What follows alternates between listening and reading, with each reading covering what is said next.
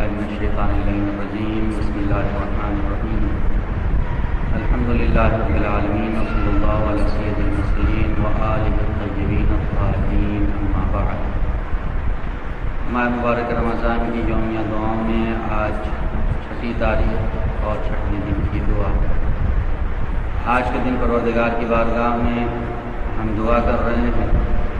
بسم اللہ الرحمن الرحیم اللہم لا تفضلنی فیہ لتعرض معصیتک، اللہم لا تفضلنی فیہ لتعرض معصیتک۔ پروردگار آج کے دن اور اس ماہ مبارک رمضان میں اپنی نافرمانی کے نتیجے میں ہمیں ذلیل نہ کرنا۔ یہ ایک عظیم دعا ہے، اس لیے کہ انسان ذلیل تب ہوتا ہے جب پروردگار کی نافرمانی کرے، اور عصیان الہی کے نتیجے میں یہ ذلت سامنے آتی ہے۔ دنیا کی بڑی سے بڑی طاقتیں جو اپنے آپ کو سپر پاور سمجھتی تھی، آج دنیا دیکھ رہی ہے کیسے وہ ذلیل ہو رہی ہیں۔ وہ طاقتیں پروردگار کی بارگاہ میں پروردگار کے مقابلے میں نافرمانی کرتی تھی، اور آج سارے مسلط میں وہ گرفتار ہیں۔ پروردگار کی بارگاہ میں دعا ہے، پروردگار اپنی نافرمانی کے سبب ہمیں ذلیل نہ کرنا، اس لیے کہ ہم بھی کہیں نہ کہیں ہمارے قدم لغزش کر جاتے ہیں، ہم گناہوں میں گرفتار ہو جاتے ہیں۔ پروردگار اگر ہم گناہوں میں گرفتار بھی ہو رہے ہیں تو ہماری عزت تیرے ہاتھ میں ہے، تو ہی عزت دینے والا ہے، تو ہی ذلیل کرنے والا ہے۔ وَلَا تَضْرِبْنِي بِسِيَاطِ نَقْمَتِكَ، اے پروردگار اپنے عذاب کے تازیانے سے ہمیں نہ مارنا۔ آج کے دن کی یہ عظیم دعا، اس لیے کہ بہت سی ایسی چیزیں جسے ہم سمجھتے ہیں کہ نیچرل ہے، فطری ہے، یہ فطری نہیں ہوتی، بلکہ یہ عذاب الہی ہوتا ہے۔ آج کل جو وبائیں پھیلی ہوئی ہیں کورونا کی صورت میں، اور اس کے علاوہ جتنی بھی پریشانیاں آتی ہیں، کبھی سیلاب، کبھی خشکسالی، کبھی قحط، کبھی پریشانی، کبھی مرض، کبھی بیماری، نہ جانے کتنی ایسی چیزیں ہیں جو پروردگار کے عذاب کے تازیانوں میں شمار ہوتی ہیں۔ ہم یہ سمجھتے ہیں کہ یہ نیچرل ہے، نیچرل نہیں ہے، بلکہ یہ پروردگار کے عذاب کا تازیانہ ہے جو ساری دنیا پر پڑ رہا ہے۔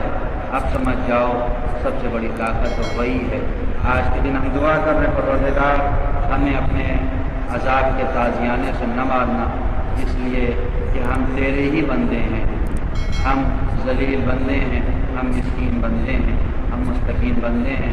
پروردگار تیرے مقابلے میں ہم کچھ نہیں ہیں، اور اسی لیے یہ وبا کے عالم میں، اس وبا کے دور میں بھی ہمیں اس بات کا خیال کرنا چاہیے کہ اگر یہ عذاب پروردگار ہے تو اللہ کی بارگاہ میں آ کے اپنے گناہوں کی معافی مانگیں، اس لیے کہ بہت سے ایسے گناہ ہوتے ہیں جن کی وجہ سے عذاب نازل ہوتے ہیں۔ دعائے کمیل میں امام علی علیہ السلام دعا فرما رہے ہیں کہ پروردگار اللہم اغفر لی الذنوب التی تنزل البلاء، پروردگار ہمارے ان گناہوں کو معاف کرنا جن کی وجہ سے بلائیں نازل ہوتی ہیں، جن کی وجہ سے وبائیں نازل ہوتی ہیں۔ پروردگار ہم خطا کار ہیں، لیکن ہمارے گناہ کو اگر تو نے معاف کر دیا تو پروردگار ہم یہ سمجھیں گے کہ ہم کامیاب ہو گئے۔ اس کے بعد آج کے دن کی اگلی دعا ہے وَزَحْزِحْنِي فِيهِ مِن مُوجِبَاتِ سَخَطِكَ، پروردگار ہمیں ایسی چیزوں سے دور رکھنا جو تیری نافرمانی کے موجب بنتے ہیں، جن کی وجہ سے تیری نافرمانی ہوتی ہے۔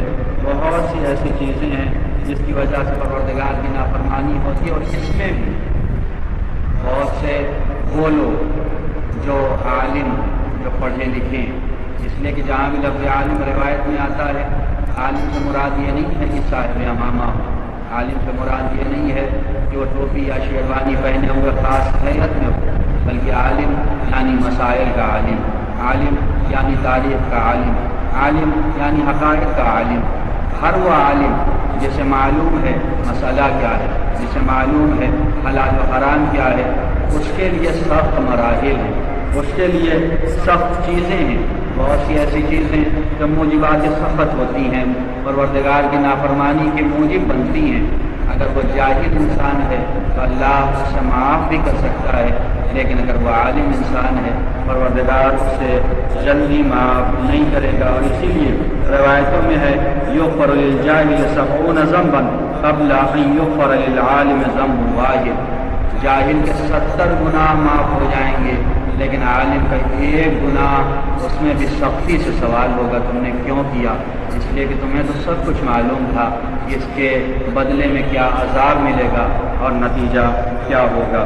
بمنی کا وہ ایادی، اے پروردگار ہمیں ان ساری چیزوں سے دور رکھنا اپنے کرم کے ذریعے سے، اپنی مدد کے ذریعے سے۔ یا منتہا رغبت الراغبین، اے وہ ذات کی جو مشتاقوں کا مقصد ہے، جہاں بھی مشتاقان الہی ہیں اس کے سب کے مقصد کا نام ہے ذات پروردگار۔ اے پروردگار رغبت الراغبین کا منتہا تو ہی ہے، جہاں راغب رغبت کرتے ہیں، جدھر جانا چاہتے ہیں صرف وہ تو ہے، تیری بارگاہ میں آنا چاہتے ہیں، تو ہی اپنے کرم کے ذریعے سے، تو ہی اپنی مدد کے ذریعے سے ہمیں ان ساری چیزوں سے دور رکھ سکتا ہے اور ہمیں معاف کر سکتا ہے۔ السلام علیکم ورحمۃ اللہ وبرکاتہ۔